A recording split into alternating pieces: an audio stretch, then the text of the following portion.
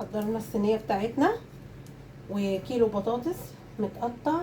بص انا مقطعاه كده يعني الشكل دوت، ومعانا اللي هي الاجنحه بتاعتنا سهله يا جماعه وبسيطه ورخيصه.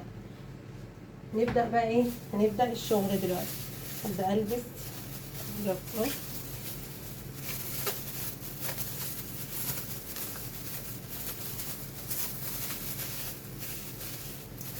هنبدا بايه دلوقتي؟ هنرص البطاطس عندنا. قبل ما نرص البطاطس هعمل الاجنحه بتاعتنا.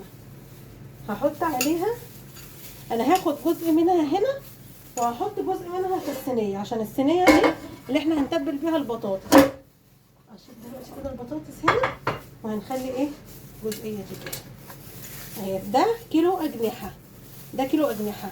الكيلو ما في حدود 70 جنيه. ده كده كاتشب 3 معالق كاتشب، وحط عليهم معلقه صلصه. وهحط هنا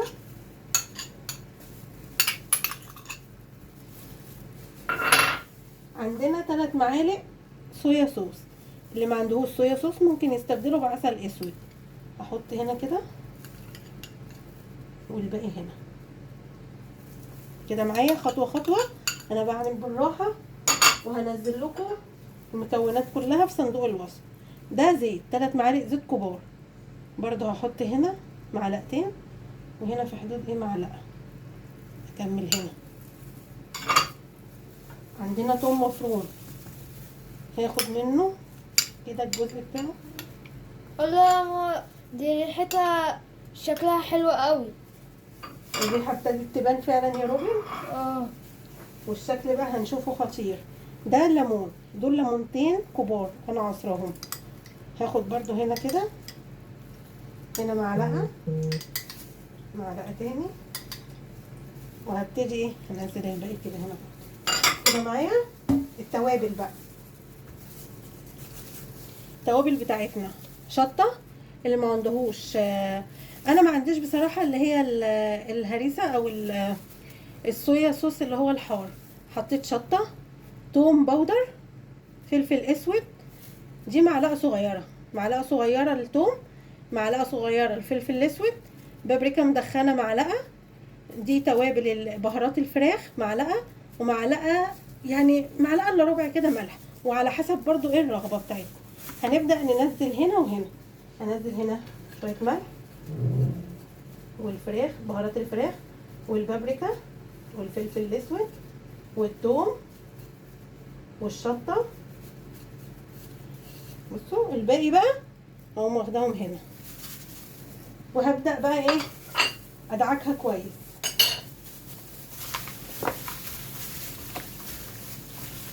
بصوا خليها كله يدخل الصوص بتاعها كله يدخل فيها. بصوا ابتدى لونها يحمر ازاي وجميل. كمان يا جماعه طعمها هيبقى مختلف وسريعه، وهتبقى مشويه، والبطاطس كده هتبقى معاها، هتبقى حاجه حلوه قوي.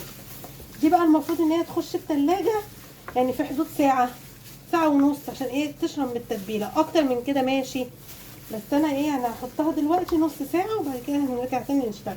هنبدا بقى هنا في البطاطس. هغير بس الجلاس.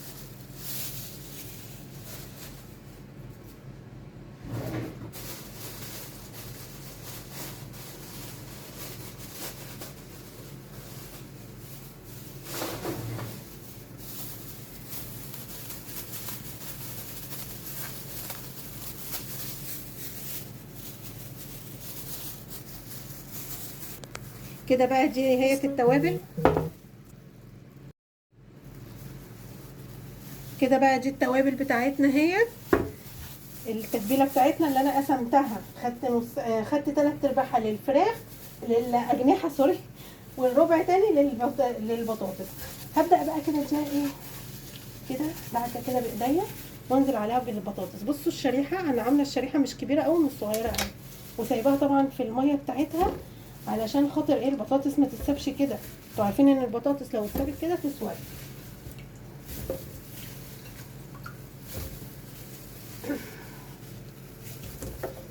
هبدأ بقى ادعك فيها، ادعكها بالتوابل بتاعتها. شايفين؟ بصوا اللون بقى بتاعها ابتدى يحمر ازاي. الله يا ماما، دي شكلها بقى حلوة قوي.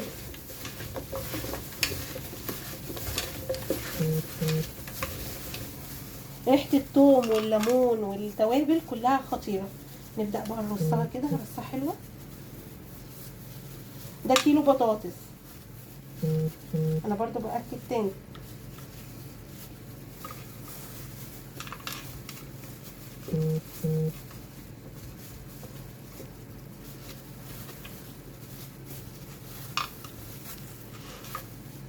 انا برصها عشان تبقى شكلها حلو. انتوا عارفين ان العين بتاكل قبل البق. شايف يا روبن؟ شكلها بقى حلو.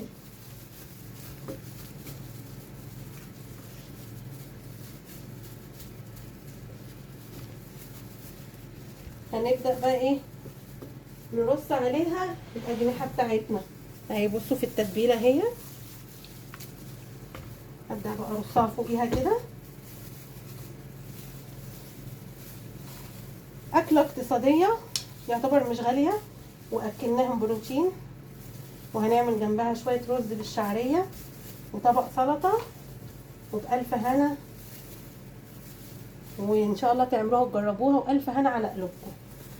متنسوش بقى تعملوا اشتراك للقناة اللي مش عامل اشتراك، وتعملوا لايك للفيديو، ولو في عندكم أي تعليق اكتبهولي. ويا ريت اللي يتابعني يقولي بيتابعني منين.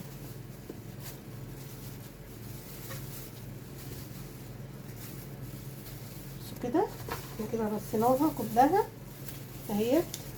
دي وجبه تكفي 5 افراد يا جماعه. انا هاخد بقى ايه،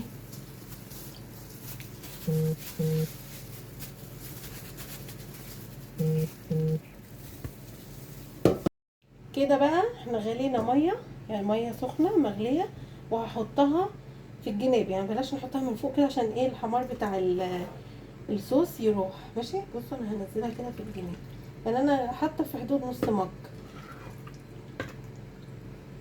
وبكده اكلتنا خلصت، سهله وسريعه، وان شاء الله طعمها يعجبكم. هنحطها في الفرن على درجه 220 لمده ساعه الا ربع، يعني ساعه الا ربع، 40 45 دقيقه على حسب ما تستوي، وهرجع لكم تاني. اكله اقتصاديه على قد الايد بقى، مش هتكلفنا 100 جنيه. يعني الاكله دي كده هتكلفنا بتاعت 100 جنيه. ليه بقى؟ الاجنحه ب70 جنيه، البطاطس يعني في حدود كيلو، لا ممكن 110 والتوابل اللي احنا حاطينها. بصوا الشكل بتاعها حلو قوي. اكله متكامله، رخيصه وجميله، وهتعجب الولاد قوي وهيحبوها. هنبدأ بقى الوصفه، يلا بينا.